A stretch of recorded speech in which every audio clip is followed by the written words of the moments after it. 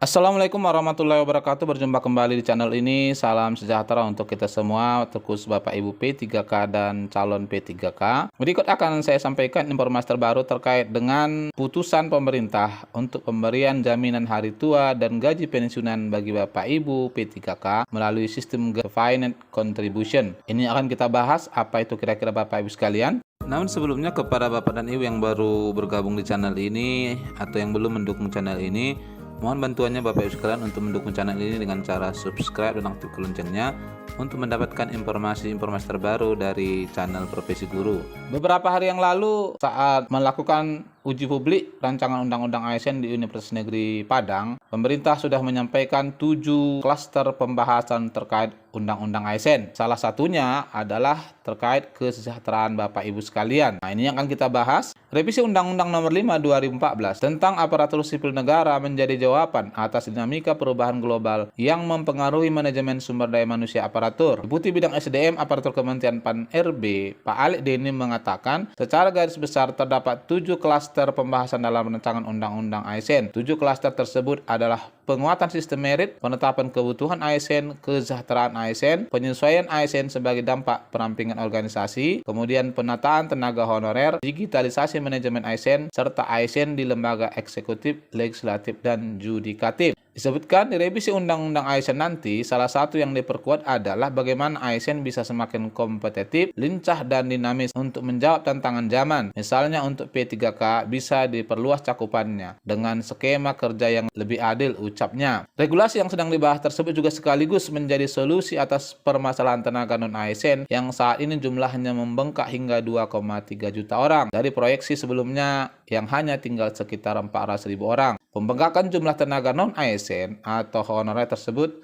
terutama di pemerintah daerah. Prinsipnya, kita amankan 2,3 juta tenaga non-ASN agar tak ada pemberhentian massal. Juga tidak boleh ada pengurangan pendapatan dari yang diterima saat ini. Sekaligus kami memastikan tidak boleh ada pembengkakan anggaran, ujarnya. Selain penanganan tenaga non-ASN, rancangan undang-undang ASN dilakukan untuk menyelesaikan isu terkait kesejahteraan P3K. Sebelumnya, P3K tidak memperoleh jaminan pensiun. Dalam rancangan undang-undang ASN, kesejahteraan PNS dan P3K digabung dalam konsep penghargaan dan pengakuan ASN yang merupakan bagian dari manajemen ASN secara keseluruhan. P3K diberikan jaminan pensiun dan jaminan hari tua dengan skema Defined Contribution. Nah, ini nanti akan kita bahas seperti apa bentuknya Bapak Ibu sekalian. Yang jelas sekarang ya, dibandingkan dengan gaji PNS untuk golongan yang sama, maka gaji P3K jauh lebih besar. Perbaikan rancangan penghargaan dan pengakuan dilakukan secara menyeluruh dan dipersiapkan amanatnya untuk dapat disesuaikan dengan kebutuhan dan anggaran agar sistemnya semakin adil dan kompetitif.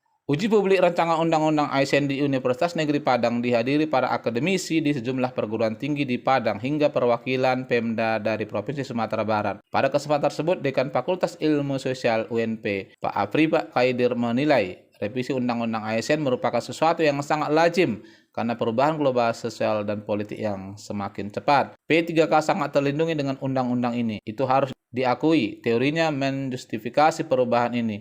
Apalagi ada desakan situasional yang menuntut perubahan, ujar Pak Afripa. Lalu bagaimana sebenarnya skema Defined Contribution ini? Ya, untuk nanti pembayaran jaminan hari tua dan jaminan pensiun Bapak Ibu sekalian, kita akan lihat desainnya. Desain penentuan program jaminan pensiun dan jaminan hari tua ini sebenarnya sudah dikaji ya di 2021 kemarin sudah dituntaskan sebenarnya, ini hanya saja pemberlakuannya yang belum. Kita akan lihat yang terkait dengan Defined Contribution. Kalau yang pertama ini Bapak Ibu sekalian, untuk PNS yang sekarang ini adalah Defined Benefit ya. Ini tidak perlu kita bahas.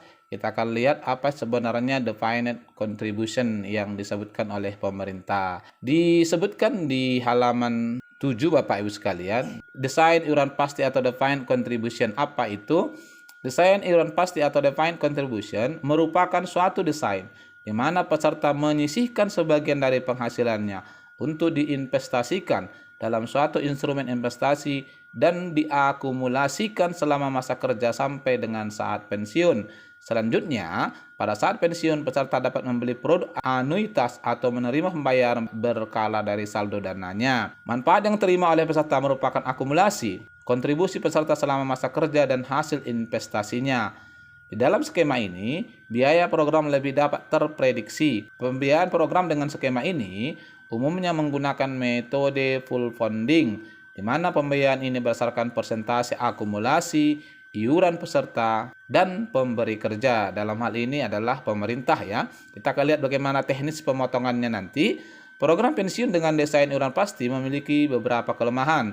Di dalam skema ini, peserta dihadapkan pada berbagai tingkat risiko, antara lain risiko ketidakpastian jumlah manfaat pensiun, risiko investasi, dan risiko kenaikan angka harapan hidup. Ini sebenarnya Bapak Ibu sekalian dari sisi pemerintah ya. Sistem tata kelola, pengawasan, dan pengendalian yang tepat diperlukan untuk melindungi akumulasi aset dan hasil investasi peserta. Oke, kita akan lihat teknisnya Bapak Ibu sekalian.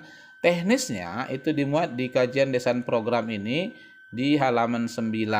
Nah, inilah teknis pemotongannya. Desain iuran pasti atau defined contribution disingkat DC 20% ya. Dengan desain ini meliputi 20% defined contribution berdasarkan gaji pokok untuk PNS yang sudah ada. Jadi nanti kalau P3K berarti untuk P3K yang sudah ada sampai dengan batas usia tertentu.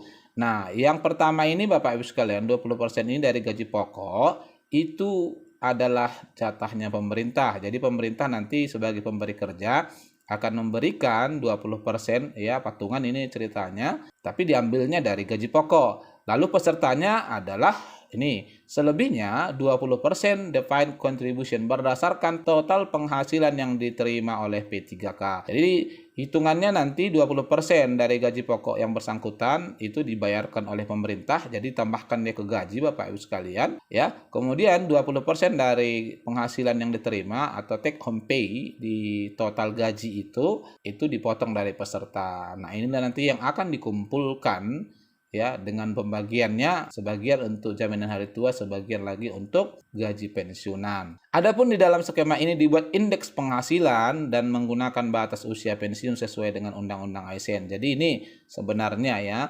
konsepnya. Salah satu dasarnya memang seperti disampaikan tadi adalah Undang-Undang ASN yang mana nanti akan diturunkan dengan PP Manajemen ASN. Itu. Lalu kemudian kita coba lihat bagaimana konsepnya. Nah, konsep untuk defined contribution ini sebenarnya adalah full funding atau full funded, adalah metode pembiayaan pensiun di mana besarnya dana yang dibutuhkan untuk pembayaran pensiun dipenuhi dengan cara diangsur bersama-sama melalui iuran antara peserta, dalam hal ini PNS aktif. Nah, nanti di sini ikut juga P3K. Kemudian dan pemerintah sebagai pemberi kerja. Akumulasi pemupukan dana pada metode full funding dapat digunakan untuk membayar manfaat pensiun pada saat PNS memasuki masa pensiun. Jadi karena digunakan juga untuk P3K, sama halnya ya. Terdapat beberapa hal yang perlu diperhatikan terkait dengan penerapan metode full funding sebagai berikut.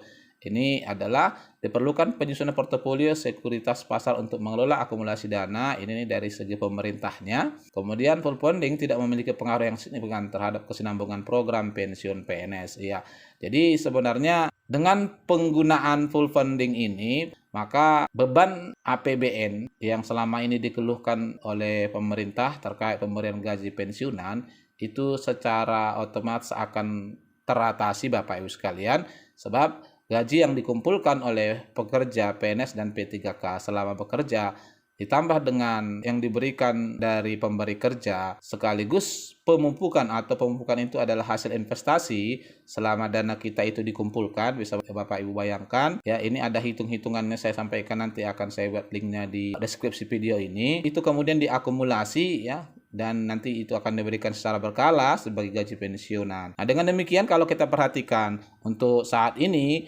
dengan gaji P3K yang lebih besar dari PNS, maka tentu dengan menggunakan konsep yang sama, Bapak Ibu P3K lebih berpotensi mendapatkan kesejahteraan yang lebih baik. Nah, barangkali ini informasi yang saya sampaikan Bapak Ibu sekalian, semoga kiranya bermanfaat. Wassalamualaikum warahmatullahi wabarakatuh.